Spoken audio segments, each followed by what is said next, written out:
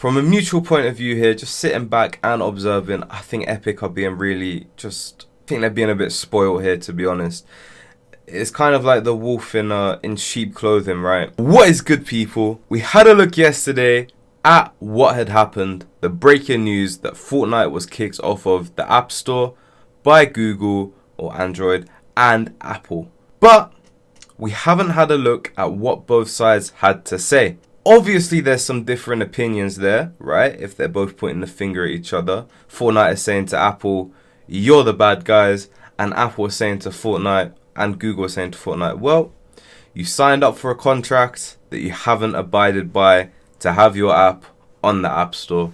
So we're just going to remove you. Let's jump into some details, guys, and let's see what both sides are saying. So, if you jump on to the new Fortnite page, Free Fortnite, that's what it's called. I'm going to put a link in the bio here.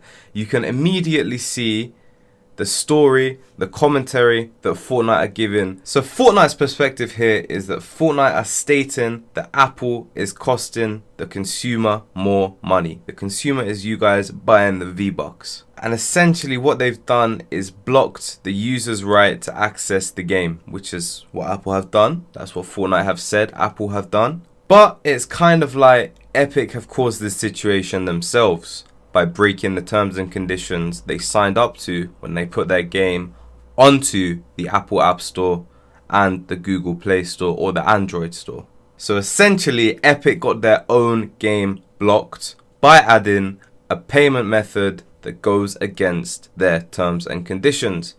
The whole reason we have these payment methods in place to go through the App Store, to go through to the Android Store, is so we stop scams. So scams don't happen and people can't get ripped off. It goes through these legitimate sources as a mediator to see what payments are legit and who is being scammed, so the money can come back to you in the event you are scammed. That is the whole reason why payment method like this isn't allowed.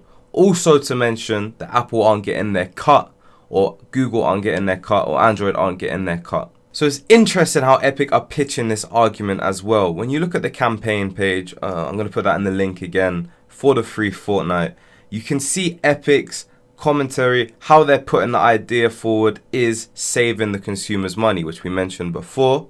But yeah, save money due to Apple's tax, the 30% that they charge. This is the same on the Google Store, on the Android Store.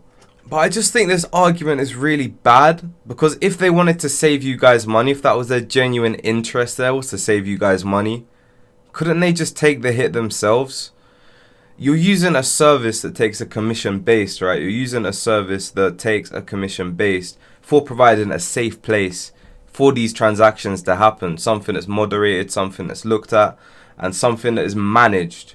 So it kind of confuses me that Epic wouldn't just take the hit themselves if that was their genuine reason. You know, if that was a genuine reason, then why don't you just take the hit yourself? You know, instead of charging customers more for the same product, just take the hit yourself. So it's not about giving money to Apple. It's just about how Epic can just keep their profits up.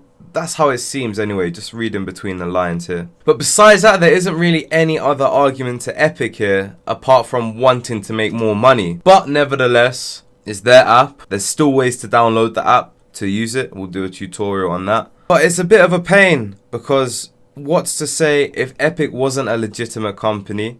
If you purchase V-Bucks, your V-Bucks didn't arrive, who are you going to talk to? Who's liable for that? I'm sure you could phone up your bank. I don't know if they would refund you because you've been scammed. But that's the whole point of having an app store. You have someone that you can talk to. If Epic services didn't get back to you when you said, hey, where are these V-Bucks I've ordered? Then who would you talk to? That's it. But with it being on the App Store and it going through Apple, you have someone to go and talk to if your transaction doesn't work out, if you want to cancel something. So that's their argument really for Fortnite.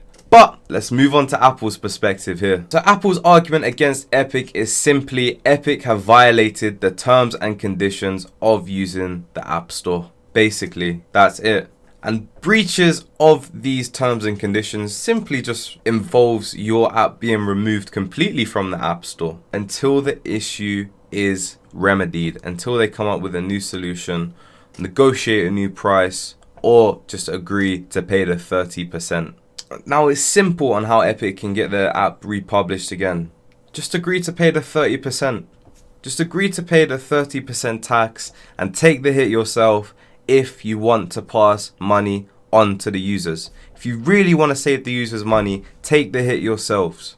And Apple's response to Fortnite saying this is an unfair tax that we have to pay, it's the same tax across the board. No matter how much money you make, no matter what app you're using, every single developer pays the 30% tax for in-store purchases.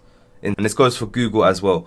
Every developer pays the 30% tax. So there's no way around it. There's no way around it.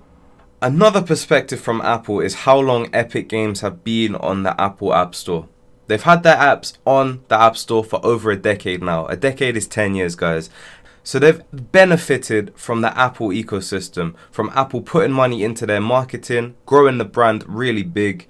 From 2008, the Apple world, when they released the iPhone, it really started to take off. And as a result, they've benefited from this kind of ecosystem that's been going on, right? From the marketing, from the App Store increasing, from all the good things Apple are doing to increase increase their reputation and profile across the world. So this includes tools, testing, distribution, marketing, all of these things together.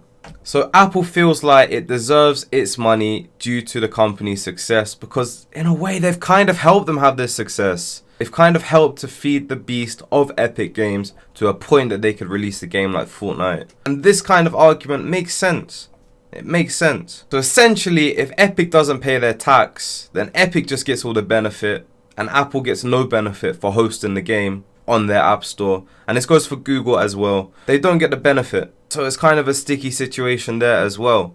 How do you pay to maintain this infrastructure that Apple have, this marketing? How do you maintain that? How does Apple make money from Fortnite? How do they both benefit, you know? And another thing that Apple is saying as well, as a final point, is Apple don't want to give special treatment to anyone. The fact that Epic is a multi-billion-dollar company now doesn't entitle them to a special agreement or make them in a better position than any other developer, any other app developer, because they want a level playing field for anyone to succeed, right?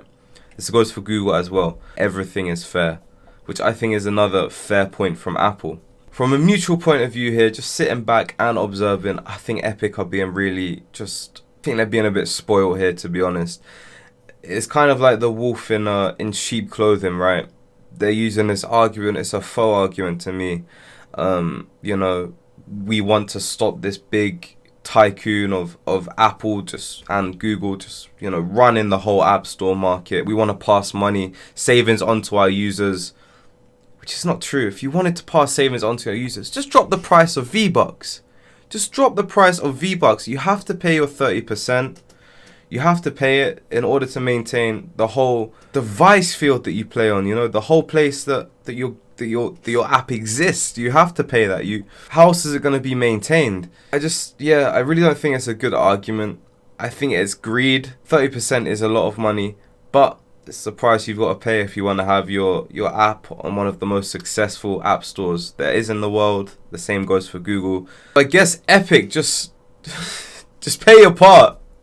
Take the hit yourself if you want to save the users money. Why take it off the App Store? It's going to do you more damage than good. There's billions of people that want to play your game. I don't know if there's billions. There's definitely hundreds of million people that want to play your game. Let them play your game and get some money instead of none. You know what I mean?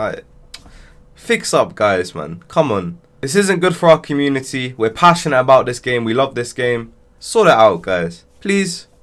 Alright then. Peace and love, guys. Thank you for tuning in. If you haven't already, you could subscribe to the channel for more updates. We're going to keep you right up to date with everything that's going on and fill in all the details. I'm going to take a closer look at this stuff and feedback to you guys what I think. Peace.